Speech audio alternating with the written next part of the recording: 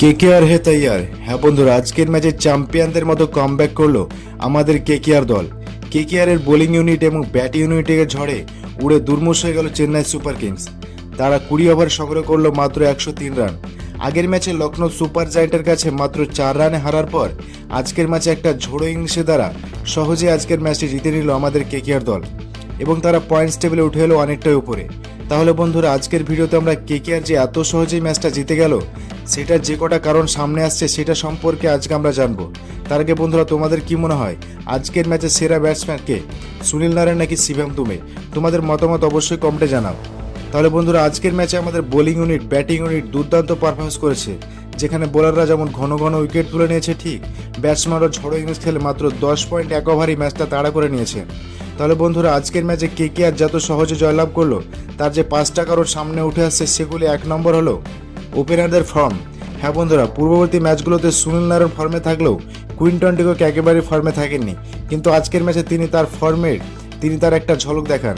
তিনি আজকের ম্যাচে সংগ্রহ করেন 16 বলে 23 রান এবং সুনীল নারায়ণ 18 বলে 44। তাদের এই ঝোড়ো ইনিংসের দ্বারা কেকেআর প্রথম থেকে একটা ভালো ফ্লো পেয়ে যায়। পরবর্তীতে কুইন্টন ডিকক আউট হলে ক্রিজে আসেন অজিঙ্ক্য রাহানে, যিনিও ভালো ব্যাটিং করে। অর্থাৎ ওপেনারদের ফর্ম আজকের ম্যাচ জেতার একটা গুরুত্বপূর্ণ কারণ। এছাড়া বোলিংয়ে ভালো পারফরমেন্স।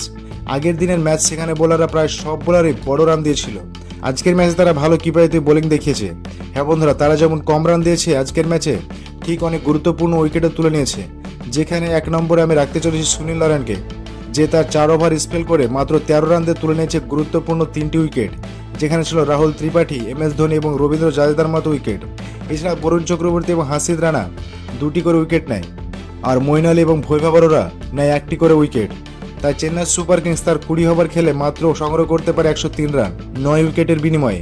আর আজকের ম্যাচ জেতার 3 নম্বর কারণ হলো টসে জিতে প্রথমে বোলিং চুজ করা। হ্যাঁ বন্ধুরা, টসে জিতে অজিঙ্ক্য রাহানে আজকের ম্যাচে বোলিং চুজ করেন এবং সেই সিদ্ধান্ত যেন পুরোপুরি ঠিক হয় সেটা প্রমাণ করে দেন তার বোলাররাই। এছাড়া আরও একটি গুরুত্বপূর্ণ কারণ হলো LSGর সঙ্গে খেলানো প্লেইং 11-এর উপর ভরসা রাখা। হ্যাঁ বন্ধুরা, সেখানে আগের ম্যাচে মাত্র 4 রানের জন্য আমরা ম্যাচটা হেরেছিলাম, ঠিক সেই প্লেইং 11কে খেলিয়েই আজকে সহজেই 10.1 ওভারে ম্যাচটা জিতে নিল আমাদের কেকেআর দল। তাই এটাও একটা ভরসা। আগের দিনে ম্যাচের প্লেইং 11-এর উপর ভরসা রাখাটাও একটা গুরুত্বপূর্ণ কারণ। আজকের ম্যাচে জয়ের এছাড়াও প্রত্যহ কারণগুলি ছাড়াও পরোক্ষ যে কারণটি আছে সেটা হলো চেন্নাইয়ের খারাপ প্রদর্শন। ব্যাটিং করতে পেরেছে না ভালোভাবে, না বোলিং লাইন আপ তাদের ঠিকঠাক ছিল, এমনকি ফিল্ডিং ছিল তাদের সাধারণ মানের। তাই এই সমস্ত কারণগুলির জন্য আজকের ম্যাচ সহজে হেরে গেল 5 বারের চ্যাম্পিয়ন চেন্নাই সুপার কিংস। এবং কেকেআর এর ব্যাটিং বোলিং ইউনিটের জোরদার পারফরমেন্সে একটা বড় জিত পেল আজকে আমাদের কেকেআর দল।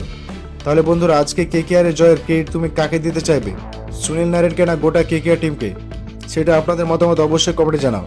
ভিডিওটি ভালো লেগে থাকলে লাইক করো এবং চ্যানেল নতুন হয়ে থাকলে চ্যানেলটি সাবস্ক্রাইব করে আমাদের পাশে থাকবে।